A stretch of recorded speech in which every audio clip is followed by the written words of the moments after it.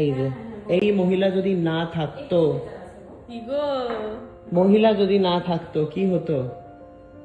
কি হতো কি হতো?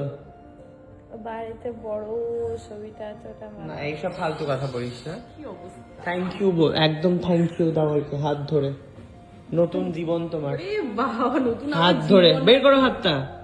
না হাতটা বের করতে হবে। হাতে ব্যথা হাতে ব্যথা হাত ধরো। হাতে ব্যথা থ্যাংক ইউ সো মাচ মধু। আমি সবার ফার্স্টে যখন খাওয়া হয়ে গেছে আমি দেখছি আমি তাকাতে পারছি না, তখন ভাবলাম একবার প্রবাহকে মেসেজ করি। তারপর ভাবলাম মানে বুঝলাম রিপ্লাই আসবে না। তারপরে সায়ককে লিখলাম যে ভাই আমি এতগুলো ওষুধ খেয়েছি, আমি কি বাঁচবো?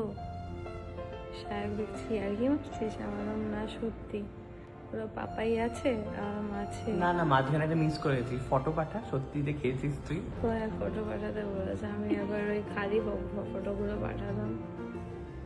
মা কই আমার ঘুমাচ্ছে, বললো পাপাই গিয়ে দেখ, গাড়ি চালাচ্ছে, বলে রাখো পাপাইকে করছি, বলে পাপাই দাকে ফোন করেছি, পাপাই দা শিগগিরই ওকে হসপিটালে নিয়ে যেতে হবে।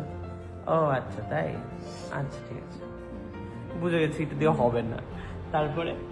তারপরে কলটাই মধুর কাছে যায়, মধুকে ফোন করে মধুকে কল করার পরে মধুই বোধহয় সাথে সাথে